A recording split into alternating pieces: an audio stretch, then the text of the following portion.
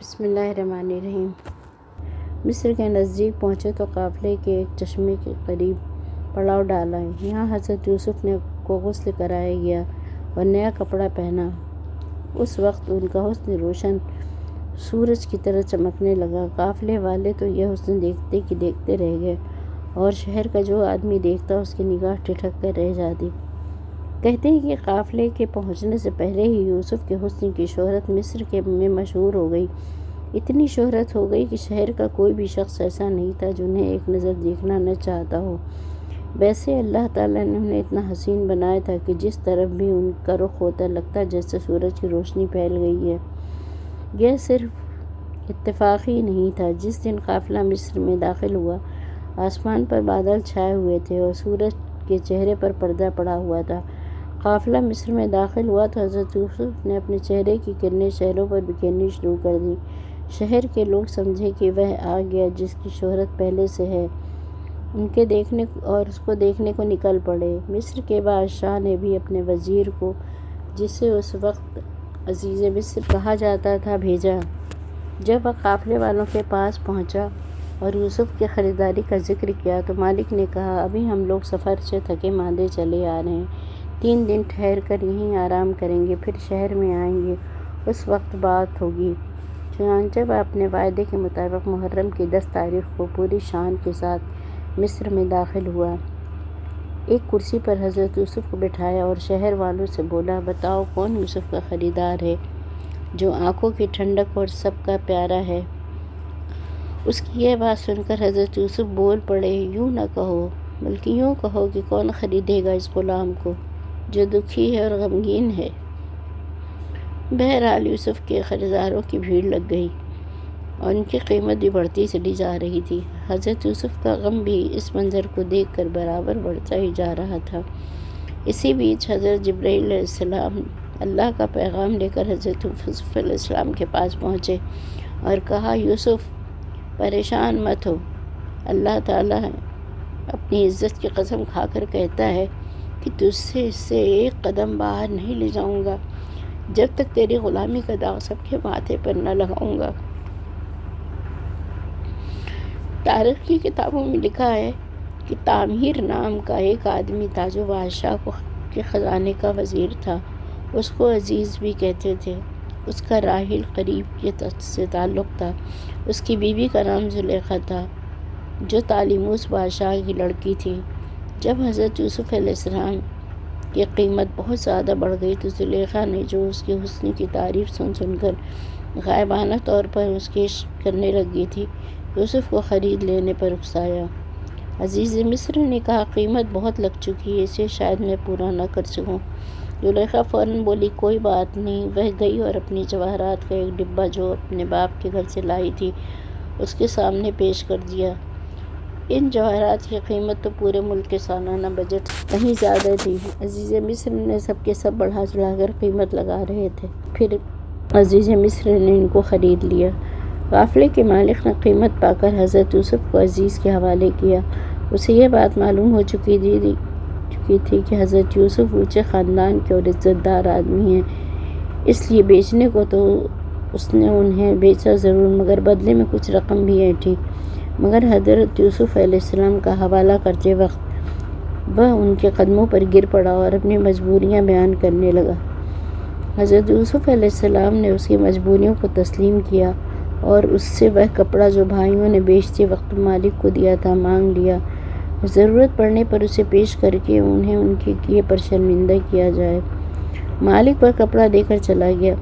یوسف علیہ السلام کو عزیز مصر اپنے گھر لایا اور زلیخا سے کہا کہ لو، جس کے لیے تم بہت پریشان تھی، سنبھالو یوسف کو، انہیں نہایت عزت کے ساتھ رکھنا، ہم انہیں اپنی فرزندی میں قبول کریں گے۔ زلیخا نے یہ حکم سنا تو اپنے دل سے بہتر کوئی جگہ نہ دیکھی جس میں وہ انہیں بٹھاتی۔ اس طرح حضرت یوسف کو اپنے دل کا راجہ بنا لیا۔ کیا خدا کی شان ہے! یہ وہی یوسف ہیں جنہیں بھائیوں نے ممکن طریقے سے تکلیف پہنچائی، یہاں تک کہ اندھے کنویں میں ڈال دیا اور مصر میں دوسروں نے اپنے دل میں جگہ دے رکھی۔ سچ ہے، اللہ جسے چاہے عزت دے، جسے چاہے ذلیل کرے۔ پاک دامن یوسف علیہ السلام۔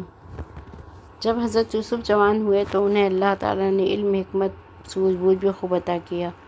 زلیخا جو اب جان و دل سے ان پر فدا تھی، عزیز مصر کی وصیت کو بنا کر ان کے لیے 70 جوڑے رنگا رنگ تیار کیے، سجایا تاج تیار کرائے، ان کے سر پر رکھا۔ اس طرح وہ رات دن حضرت یوسف علیہ السلام کی محبت میں رہنے لگیں۔ جب یوسف علیہ السلام کے عشق کی آگ زلیخا کے دل میں دھو دھو کر جلنے لگی تو اب ملن کی تمنا بھی اس کے دل میں انگڑائی لینے لگی۔ حضرت یوسف علیہ السلام اس کی اس آگ کو محسوس کرنے لگے تھے، اسی لیے وہ اس سے الگ بھی رہنے کی کوشش کرتے۔ ان کی یہ حرکت زلیخا سے چھپی نہ رہی۔ وہ جتنا بھی اس آگ میں جل رہی تھی، حضرت یوسف علیہ السلام کی بے نیازی سے اس سے غم ہونے لگا تھا۔ یہ غم اس کو اتنا بڑھا کہ سوکھ کر کانٹا ہو گئی۔ جب دائی نے زلیخا کی حالت دیکھی تو اس سے پوچھا کہ کیا بات ہے؟ زلیخا نے اپنی محبت اور یوسف کی بے نیازی اسے بتائی۔ وہ حیران رہ گئی اور بولی، شہر کو تیرے دیدار تو ترستا ہے اور یوسف تجھ سے کتراتا ہے، یہ کیسی عجیب بات ہے۔ آخرکار اس کے سکھانے پر اس نے ایک محل بنوایا اور اس کے در و دیوار میں یوسف اور زلیخا کو نقش کر دیا۔ پھر اس مکان کو ہر طریقے سے سجایا گیا جیسے کہ وہ کوئی بڑا مہمان آنے والا ہو۔ پھر زلیخا ایک دن فرصت پا کر تخت پر بیٹھی اور یوسف علیہ السلام کو بہانے سے طلب کیا اور اپنے پاس بٹھا کر نہایت بے قراری سے اپنی خواہش پوری کرنے کو کہا۔ حضرت یوسف علیہ السلام اس منظر سے بہت پریشان ہوئے۔ بولے، عزیز کا میرے اوپر احسان ہے، اس نے پناہ دی ہے، یہ کیسے ممکن ہے کہ میں اپنی خواہش سے اس کی عزت کو داغدار کروں؟ پھر یہ کہ میں بنی اسرائیل سے تعلق رکھتا ہوں، حضرت ابراہیم کے خاندان سے ہوں، ایسی حرام چیزوں پہ کیسے جرأت کر سکتا ہوں؟ زلیخا نے ان کی اس مجبوری ایک نہ سنی۔ جتنا بھی حضرت یوسف بچنے کی کوشش کرتے وہ اس سے اور بے پردہ ہو کر عشق ظاہر کرتی۔ کہتی، تو اگر میری خواہش پوری کر دے گا تو خدا تیرا گناہ معاف کر دے گا۔ غرض اس کا اس طرح سے آگے بڑھنا اور شیطان بھی اپنا جال ساتھ ساتھ پھیلا رہا تھا۔ حضرت یوسف کے من میں ایک لمحے کے لیے جذبہ پیدا ہوا، لیکن فوراً حضرت یعقوب کی شکل انہیں نظر آ گئی۔ کہہ رہے ہیں، بیٹا تیرا نام نبیوں میں لکھا ہوا ہے، تو ابراہیم کی آنکھ کی روشنی اور اسحاق کی آنکھوں کی ٹھنڈک ہے، دیکھنا ایسا نہ ہو کہ تیرا نام اس لسٹ سے کٹ جائے۔ حضرت یعقوب کی تصویر نظروں کے سامنے کیا گھومی کہ حضرت یوسف چونک اٹھے اور فوراً توبہ کی۔ اسی طرح کچھ کہتے ہیں کسی بیچ حضرت یوسف کی نظر اس خلوت کے پردے پر پڑی۔ پوچھا، یہ کیا ہے؟ زلیخا بولی کہ یہ میرا معبود ہے، اس لیے میں نے اس پر پردہ ڈال دیا ہے۔ حضرت یوسف نے کہا، سبحان اللہ، تو صنم سے شرماتی ہو اور میں اللہ سے حیا نہ کروں؟ اتنا کہتے ہی اپنا ہاتھ زلیخا سے چھڑایا اور اس خاص کمرے سے باہر کو بھاگے، یہاں تک کہ 6 دروازے پار کر لیے۔ زلیخا بے قراری کے ساتھ پیچھے پیچھے دوڑی اور 7ویں دروازے تک پہنچتے پہنچتے یوسف کا دامن پیچھے سے پکڑ کر کھینچ لیا۔ دامن تار تار ہو گیا۔ دروازے سے باہر نکلتے ہی عزیز مصر سامنے پڑ گیا۔ زلیخا نے کھسیانی ہو کر شور کیا کہ یوسف کی نیت بری تھی۔ پھر پوچھا، بتاؤ اس شخص کی کیا سزا ہو جو قبیلے کی عورتوں پر بری نظر رکھے اور جس کی نیت خراب ہو؟ پھر بولی، ایسے شخص کو قید اور دردناک سزا دینی چاہیے۔ حضرت یوسف نے اپنی صفائی پیش کرنی چاہی اور صحیح پورا قصہ بیان کرنے کی کوشش کرنی چاہی، مگر اس نے ایک نہ مانی۔ اس کے ہاتھ میں تلوار تھی، ارادہ کیا کہ بے گناہ یوسف کو موت کے گھاٹ اتار دے کہ یکایک اللہ تعالیٰ کے حکم سے ایک 7 مہینے کا بچہ بول پڑا۔ اس نے کھلے لفظوں میں کہا کہ اگرچہ یوسف کے دامن پیچھے سے پھٹا ہے تو زلیخا جھوٹی ہے، یوسف سچے ہیں۔ دامن دیکھا گیا تو حضرت یوسف کی پاک دامنی ہی ثابت ہوئی اور زلیخا ہی مجرم ٹھہری۔ پھر زلیخا سے بولا کہ تم اللہ سے توبہ کرو اور اپنے گناہوں کی معافی چاہو، لیکن یہ تو کہاوت ہے کہ عشق اور وشق چھپتا نہیں ہے۔ یہ بات کچھ ہی دنوں میں پورے ملک میں پھیل گئی۔ مصر کی عورتوں نے بے وقت تانے دینے شروع کر دیے کہ اپنے غلام سے عشق کرتی ہے اور وہ اسے خاطر میں نہیں لاتا۔